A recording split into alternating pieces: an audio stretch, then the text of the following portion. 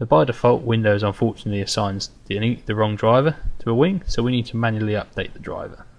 To do that, we need to open Windows Device Manager, and the quickest way to do that on Windows systems is to go to your start bar and just search for Device Space Manager. So I'm going to open Device Manager, and hopefully somewhere in this list I'll find the PC wing.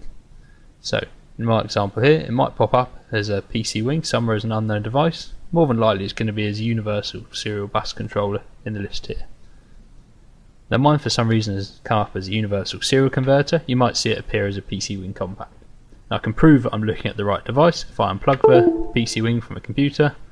That's now disappeared from this list. We want to make sure we're updating the right device. So as I plug it back in again, that serial converter then appears again. There we go, there's my wing. So I need to update the driver to give it the correct driver. To do that, right click on there and select Update Driver Software. You now have two options. First of all is either to search automatically for the driver, or Windows unfortunately uses the wrong driver, so we need to browse the computer and manually give it the supplied CAMSYS driver for the wing. So we're going to browse the computer for driver software. You now have two options where you can either browse for driver software on the computer. Unfortunately, again, using this method, Windows searches outside of the folders, so we'll use the driver it thinks is the correct one. So we must click here the Let Me Pick from a list of device drivers on my computer option, so we can specifically tell it to use the supplied driver. I'm going to click on that option there.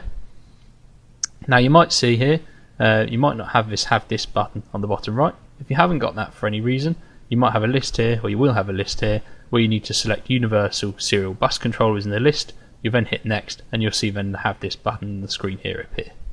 So I can now hit Have Disk, and this will then ask me to choose where the driver is kept. So if I go to Browse, I'm going to go to the System Windows C drive. There we go. Inside there, in my program files, in my case it's 86, but you might just have program files on your PC depending on your installation. If I go to Program Files 86, I then have my CAMSYS folder.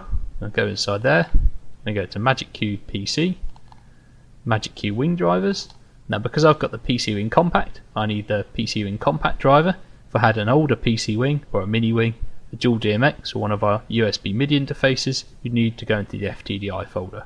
Because I've got a PC Wing, I'm going to go into this folder, and I'm going to go inside the CDM folder, and inside here I've got a few different files. The one I want to select is this file here, FTDI bus. Select that file, hit open, and then press OK. I'm now ready to hit next and install that driver for the wing. Now Windows is going to install the driver, and it's successfully updated the driver.